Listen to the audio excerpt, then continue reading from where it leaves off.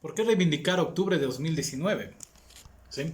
Estamos justamente empezando, el movimiento está lanzando Octubre Rojo y Negro y justamente es una reivindicación fundamental para nosotros. Ha habido tres momentos fundamentales en el desarrollo del proletariado ecuatoriano. ¿Sí? El 15 de noviembre de 1922, que será el bautizo de sangre de la clase obrera, que era este proletariado industrial que se desarrolla a raíz de la revolución liberal, la construcción del ferrocarril, las primeras industrias, y que tendrá su bautizo de fuego justamente en la matanza del 15 de noviembre, que fue ordenada por José Luis Tamayo y que fue ejecutada por el ejército ecuatoriano, donde se mató a miles de obreros en la ciudad de Guayaquil que estaban desarrollando el primer paro nacional, ¿no? Entonces, este primer paro que se desarrolla y que se paga con sangre será justamente este primer momento de la clase obrera.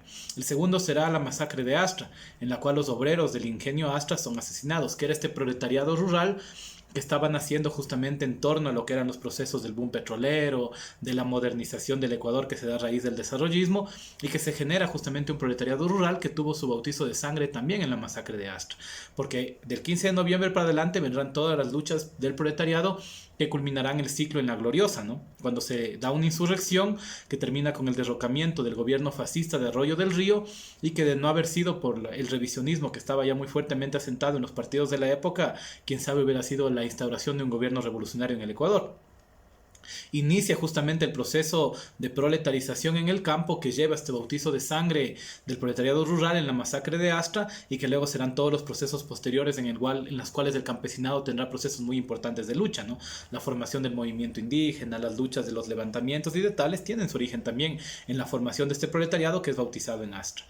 Y justamente el proletariado actual, que es este proletariado que se compone de trabajadores autónomos, de obreros, de desempleados, tiene su bautizo de fuego en las jornadas de octubre de 2019, ¿no?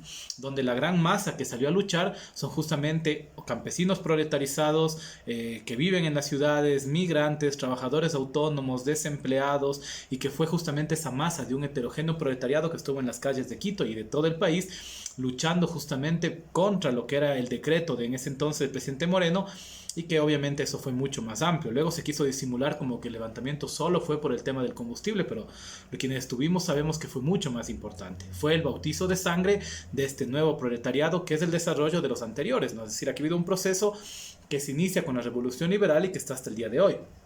Y que justamente las jornadas de octubre fueron tan importantes para nosotros porque es ese bautizo de sangre que el proletariado tuvo que pasar. Y ese bautizo que aparece justamente como el inicio de un proceso de lucha. Aquí la burguesía, los medios de comunicación tratan de hacer que el pueblo se olvide lo que fue octubre del 2019, queriendo decir que fue un tema exclusivo de la CONAIE y que solo fueron ciertos dirigentes que aterrorizaron, o sea, de Quito. Mentira, los barrios de Quito estuvieron en la lucha.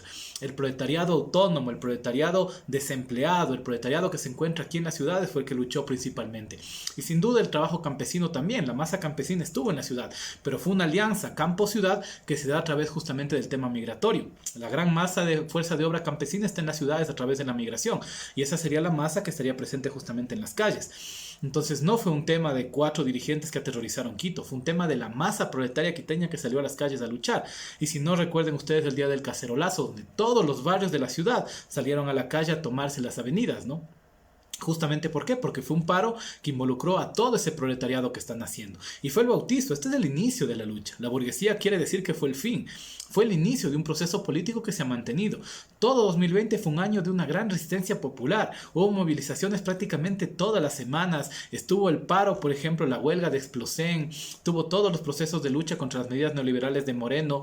Tuvo todos los procesos justamente que se fueron acumulando hasta las jornadas de movilización importantes que hubo el año pasado. Y este año la movilización ha continuado. La resistencia popular es algo que se ha seguido manteniendo durante todo este tiempo. Y contra Lazo las movilizaciones están desde que empezó. El 24 de mayo fue recibido como se lo merecía, con una movilización, y hasta el día de hoy continúa. Entonces octubre, ¿no es cierto?, de 2019 es el inicio de estos procesos, no es el fin, no es la finalización, es el bautizo de un nuevo proletariado. Y este proletariado va acorde con las organizaciones que se van desarrollando. Nosotros decimos que el movimiento guevarista es una necesidad histórica que surge de este proletariado que se está conformando y que necesita organizaciones que den respuesta a sus demandas de lucha. Organizaciones que acepten este proceso de construcción, de reorganización de una clase proletariada nueva, diferente, que se ha ido conformando en todos los procesos de desarrollo de los últimos años y que se encuentra aquí y que en octubre debutó en la historia. Los jóvenes dirigentes se foguearon en las calles en octubre. Nosotros decimos que octubre fue una escuela en caliente para jóvenes dirigentes. Y esos son los dirigentes que ahora están al frente de las organizaciones sociales, populares, de las diferentes organizaciones que luchan justamente contra la burguesía y sus gobiernos. Por eso hay que rescatar el mes de octubre. Nosotros estamos llamando justamente a conmemorar esta lucha, a no olvidarnos y a seguir manteniendo esas jornadas que debutaron en ese momento y que seguramente volverán en algún momento como esta fuerza revolucionaria que está creciendo en el Ecuador y que es incontenible. Y que esta burguesía lo sabe, y por eso es que la burguesía ha desatado justamente sus procesos de persecución. El segundo punto a trabajar en este análisis de hoy será justamente, tiene que ver con eso, es decir, la burguesía está tan asustada que desata sus fuerzas de persecución. Las organizaciones sociales en general y el movimiento guevarista en particular están siendo víctimas de una persecución y un acoso selectivo. Imagino que creen que con eso nos van a intimidar. A nuestros compañeros les siguen en las calles, les siguen en las casas, les vigilan, intentan intimidarnos. ¿Y por qué? Porque creen que con eso van a lograr justamente detener esto que el pueblo está generando. Pero el pueblo obviamente es mucho más grande que las organizaciones que pueden estar ahí. Y ese proceso no lo van a parar con intimidación.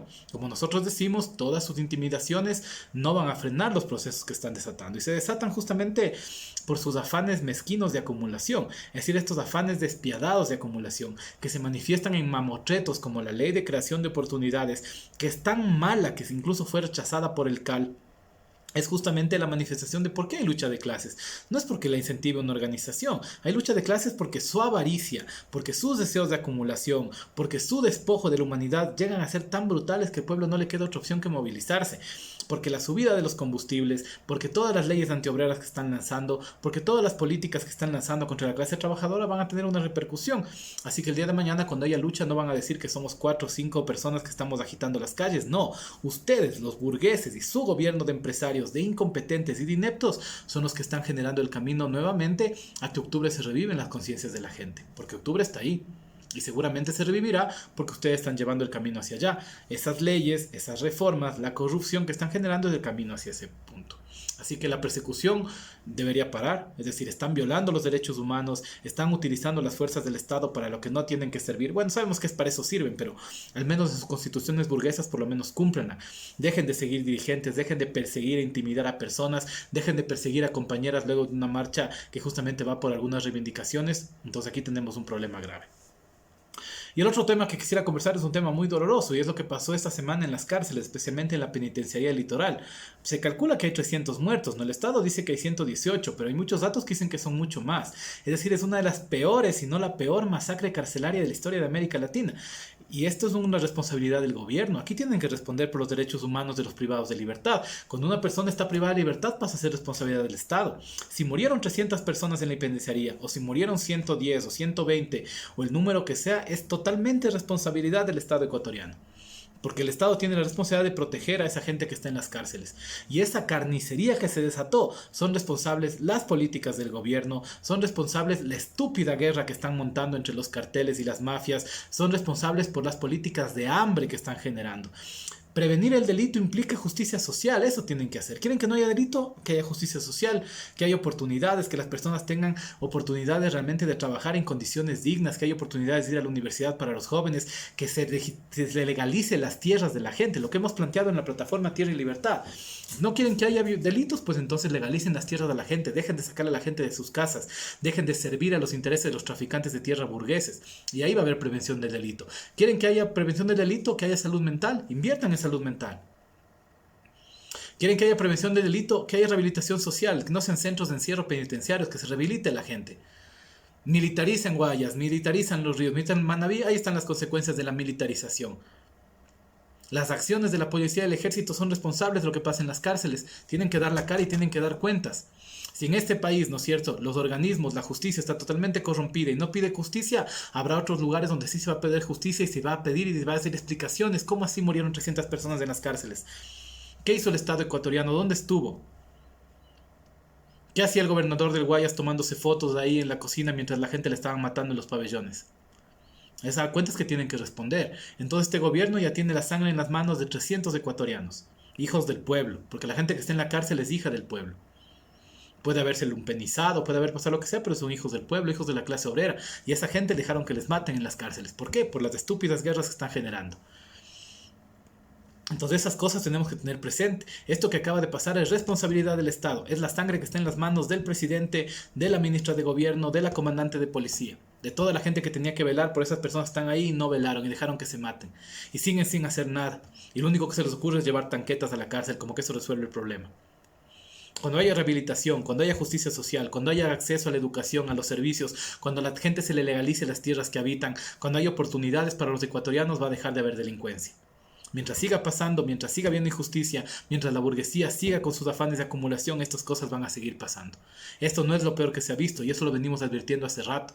Estamos viendo la decadencia de esta sociedad ecuatoriana basada en la explotación de la fuerza de trabajo, basada en quitarle todas las oportunidades al proletariado, basada en explotar hasta la saciedad a los trabajadores y que encima con este tipo de leyes quieren empeorar la situación.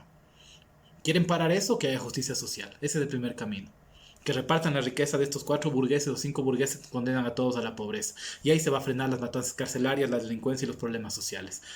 Entonces cuando decimos que octubre vuelve y que octubre está presente y que octubre vive en la conciencia de la gente, es por este tipo de cosas, por lo que hacen, por lo que dejan hacer, por cómo permiten que la gente muera en las cárceles, por cómo dejan que la gente muera de hambre en las calles, por cómo quieren explotar al trabajador hasta la última gota de sangre, por cómo persiguen y cancelan a los dirigentes sociales. Por eso hay rebeliones, por eso se levanta la gente, por eso las personas reviven octubre, por eso la gente tiene nostalgia de la lucha que fue.